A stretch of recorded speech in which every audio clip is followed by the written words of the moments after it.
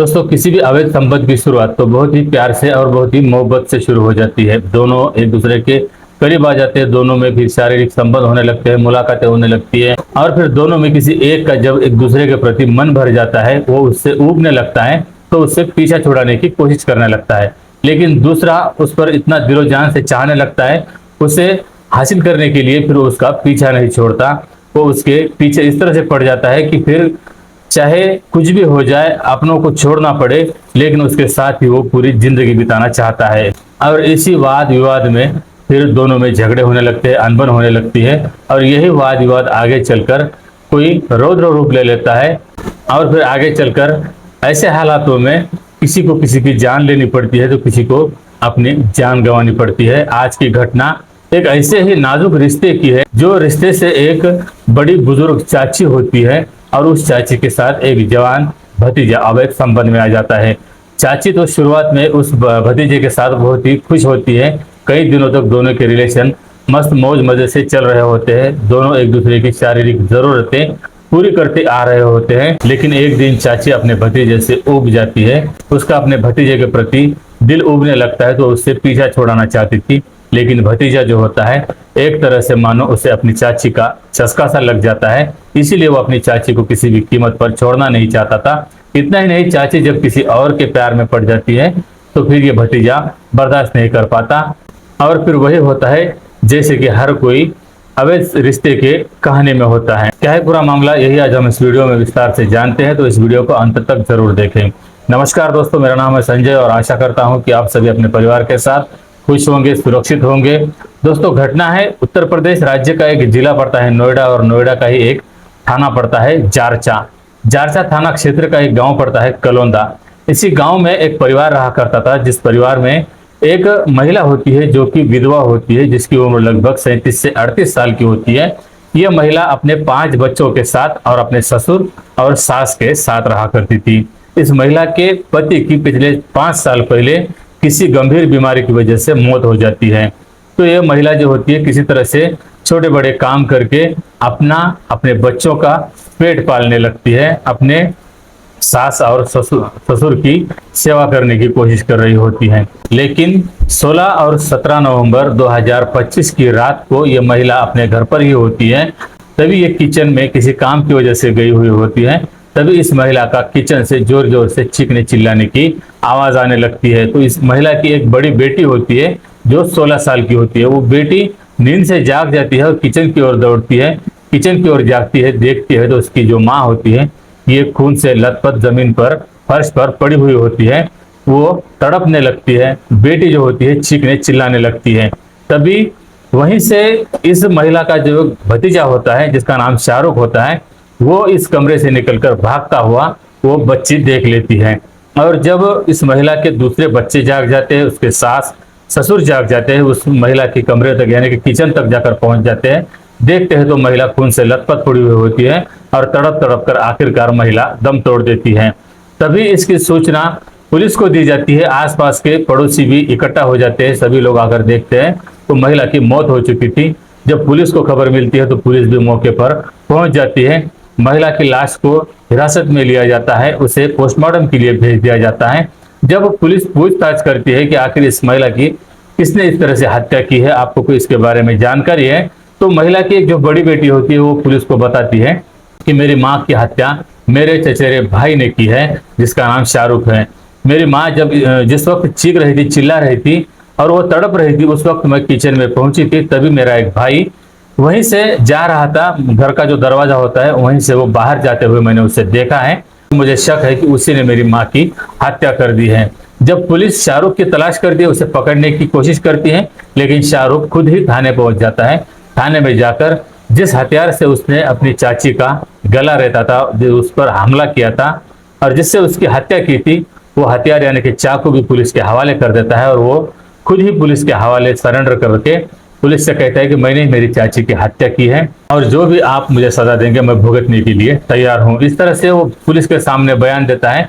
लेकिन पुलिस उससे पूछताछ करती है कि आखिर तुमने तुम्हारी चाची की यह हत्या किस वजह से की है, तुम्हारी चाची के साथ क्या दुश्मनी थी। तब शाहरुख जो होता है ये पुलिस को एक पूरी कहानी बताता है और कहानी दरअसल इस तरह से होती है कि उसके और उस चाची के कई दिनों से, कई सालों से अवैध संबंध चल रहे थे। दरअसल ये चाची थी, इस चाची के, इसका नाम नरगिस होता है और भतीजे का नाम शाहरुख होता है। नरगिस के पति की 5 साल पहले किसी गंभीर बीमारी की वजह से मौत हो जाती है। जो कमाने वाला होता है नरगिस का पति होता है, और उसकी जब मौत हो जाती है तो पूरी जो 5 बच्चों की जिम्मेदारी और सास ससुर की जिम्मेदारी उस महिला पर आ जाती है, क्योंकि सास और ससुर ये भी बुजुर्ग होते हैं, ये ना तो कोई काम कर सकते थे, ना ही कोई रुपए कमाकर घर में ला सकते थे। इसीलिए महिला कोई भी छोटे मोटे काम करके अपना और अपने बच्चों का किसी तरह से गुजर बसर किया करती थी। इन छोटे मोटे कामों से यह महिला अपने बच्चों का पेट भरती थी, अपनी पेट की भूख तो किसी तरह से यह महिला मिटाती थी। लेकिन इस महिला की जो शारीरिक जरूरतें थी, जो शारीरिक भूख होती है, ये अब इस महिला को सताने लगती है। जैसे ही कुछ दिन बीतते हैं, इस महिला को इसी तरह से इसकी जो शारीरिक भूख होती है ये सताने लगती है। तो महिला अब इधर उधर नजर दौड़ाने लगती है। महिला को लगता है कि अगर किसी और व्यक्ति के साथ शारीरिक संबंध में आ जाऊं, उसके साथ अपनी जो भी शारीरिक जरूरतें हैं ये पूरी करने की कोशिश करूं, तो हो सकता है कि वो मेरी निजी जिंदगी में वो दखलंदाजी कर सकता है, और हो सकता है कि जो उसके जो परिजन हैं इस बात का विरोध करेंगे। इसीलिए महिला सोच विचार करती है, और आखिरकार जिस तरह से उस महिला का जो भतीजा होता है शाहरुख, जैसे इस महिला के जो बच्चे होते हैं 4 साल पहले छोटे होते हैं, ना तो बाहर का कुछ ये काम कर सकते थे, ये बच्चे पढ़ाई कर रहे होते हैं, और महिला को किसी भी कामों में जो शाहरुख होता है ये मदद किया करता था। उसे किसी भी चीज की जरूरत पड़े शाहरुख लाकर दिया करता था। उसकी हर जरूरतें शाहरुख किसी न किसी तरीके से पूरी करने की कोशिश किया करता था, क्योंकि चाची होती है, घर में कोई दूसरा बड़ा लड़का ना होने की वजह से शाहरुख ही इस महिला के छोटे बड़े काम किया करता था। इसीलिए महिला सोच लेती है क्यों ना शाहरुख से ही अपनी शारीरिक भूख किसी तरह से मिटाई जाए। इसीलिए जो महिला होती है अब आए दिन जो शाहरुख इस महिला के घर पर आया जाया करता था, इस महिला के घर पर ही पड़ा रहता था, बच्चों के साथ खेलता था, बच्चों के साथ वो समय बिताया करता था। तो महिला की नजर जो होती है उसी अपने भतीजे पर पड़ने लगती है, और फिर महिला अपने भतीजे को ही वासना भरी निगाहों से देखने लगती हैं।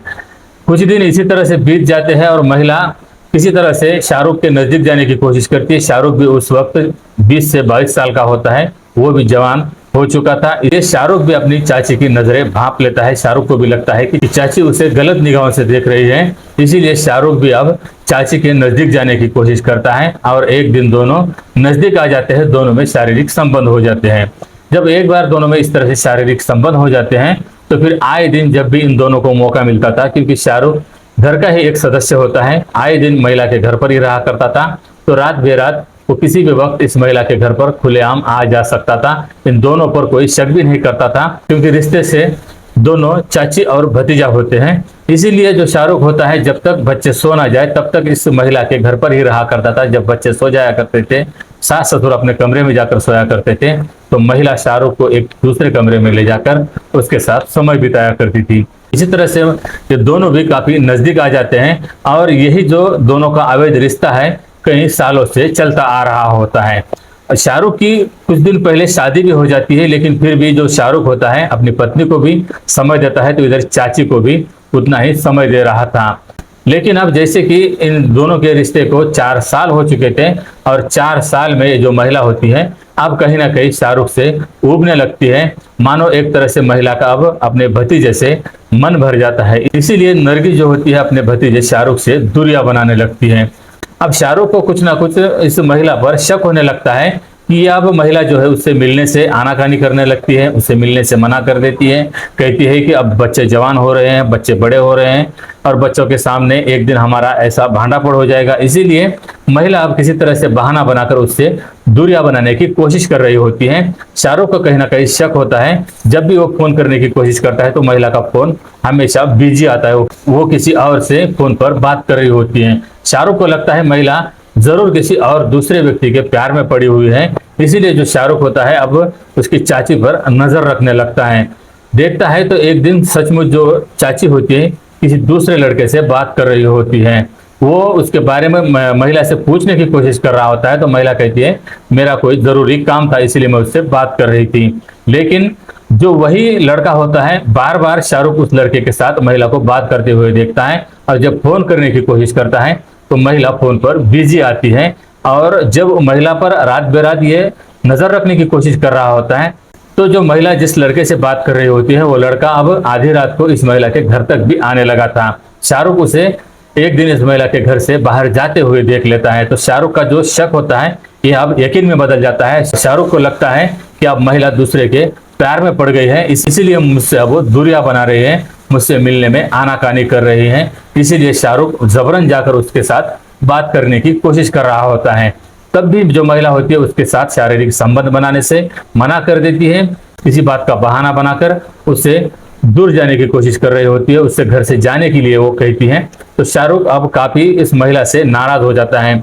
शाहरुख सोच लेता है कि कई दिनों से जो मेरी चाची है मेरा इस्तेमाल करती आ रही थी, मैंने कई दिन और रात चाची के लिए खपा दिए हैं, चाची के लिए मैंने कई काम किए हैं, और इतना ही नहीं, चाची के साथ मैं कई दिनों से अवैध संबंध में हूँ। चाची को जब मेरी जरूरत थी तो चाची की मैंने हर ख्वाहिश से पूरी की है, लेकिन आज चाची मुझसे बेईमान हो गई है, मुझसे वो बेवफा हो गई है। अब चाची का इस तरह से विश्वासघात देखकर जो शाहरुख होता है ये अब काफी गुस्सा हो जाता है, और वो सोचने लगता है कि अब चाची ने मुझसे जिस तरह से मेरा विश्वासघात किया है, मुझसे बेईमानी की है, तो इसी वजह से मैं अब चाची का भी खून कर दूंगा, उसका कत्ल कर दूंगा।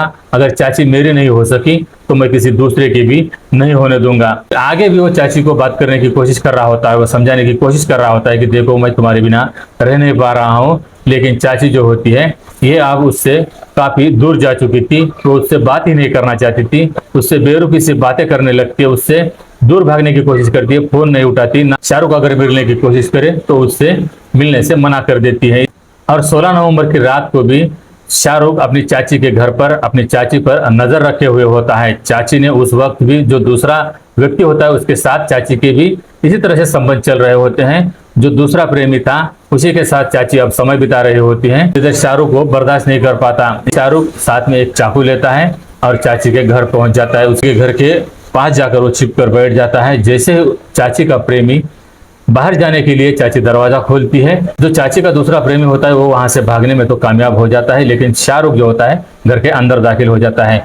घर के अंदर जैसे ही जाता है चाची को लेकर वो किचन में पहुंच जाता है, और चाची को किचन में ले जाकर उससे वो वाद विवाद कर रहा होता है। चाची से कहता है कि मैंने तुम्हारे लिए बहुत कुछ किया है, कई दिनों से तुमने मेरा इस्तेमाल किया है, मैं तुमसे प्यार करता हूँ और तुम मुझसे पीछा छुड़ाना चाहती हो, तुम आज दूसरे के साथ इस तरह से अवैध संबंध में हो, और कई दिनों से तुमने सिर्फ मेरा इस्तेमाल किया है और आज आकर तुम मेरे साथ विश्वासघात कर रही हो। तो चाची उससे बेरुखे से बातें करने लगती है, चाची उसे उल्टा डराने लगती है, धमकाने लगती है। चाची कहती है कि देखो जो कुछ भी किया है हुआ है, उसे भूल जाओ, आज से तुम्हारा मेरा कोई संबंध नहीं है, दोनों में जो भी संबंध थे वो यहीं पर हम खत्म कर देते हैं, मुझे तुमसे कोई संबंध नहीं रखना है, आज से तुम मेरे घर मत आया करो, और आज से मेरी जिंदगी मेरी है और तुम्हारी जिंदगी तुम्हारी है, मेरी जिंदगी में तुम दखल अंदाजी करने की कोशिश मत करना, वरना मैं तुम्हारे खिलाफ पुलिस में जाऊंगी और शिकायत दर्ज करूंगी। इसी तरह से जब चाची पूरी तरह से इससे संबंध तोड़ देती है तो शाहरुख जिस तरह से मन में ठान लेता है उसी तरह से वो चाकू लेकर आया था, उसी चाकू से चाची का गला रेत देता है,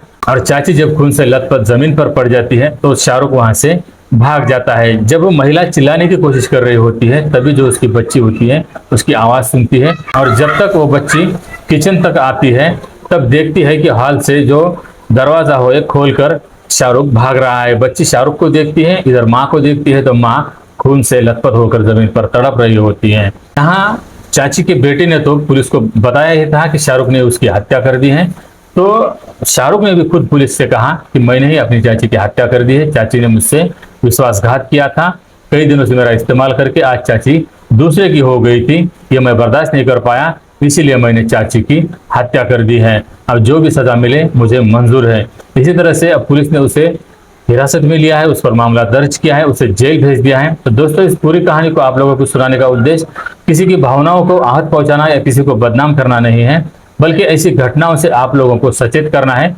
सावधान करना है। और इस घटना के बारे में आपकी क्या राय है ये कमेंट में जरूर बताएं। अगर ये वीडियो ये जानकारी आप लोगों को पसंद आई हो तो इस वीडियो को लाइक और चैनल को सब्सक्राइब करना ना भूले। तो मिलते हैं एक ऐसे ही अगली वीडियो में, तब तक अपना ख्याल रखना। जय हिंद, जय भारत।